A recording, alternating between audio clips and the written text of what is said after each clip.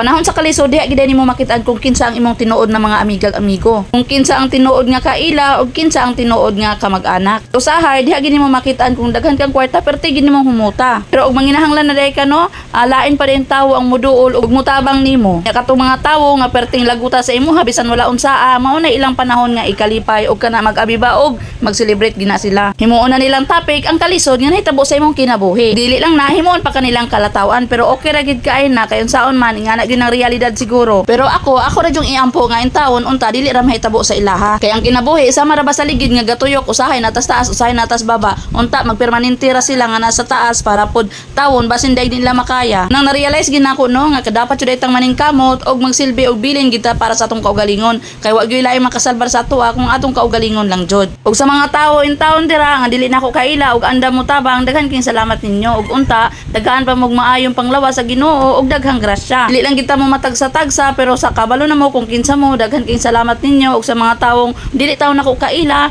wala gid taw may dugo nga nalaytay sa amoa pero naa sila para mo tabang og mo suporta. Munang ako makaingon ra pud ko nga bless pud ko kay no kay nakabalo jud pud ko og kinsa tong mga tawong tinuod og katong mga nagpapanggap ra. Munang karon na realize gid nako nga ang realidad sa kinabuhi dapat maningkamot gid ta og tagsa-tagsa. Di na ta maghulat nga nay tawo mo tabang sa atoa kay unsaon ta man nga ang tawo maayo ra man na sila og naa ka pero pag wala na ka sus baho kay ka sa ilaha pero okay ra gid kayo kay naraman po'y Ginoo galantaw sa tuwa wala man po ta pasagdi maningkamot na lang gid ta kay unsaon ta man so ang mga tawo ding lipay na kaysa nang hitabo salamat ug congratulations sa inyo ha.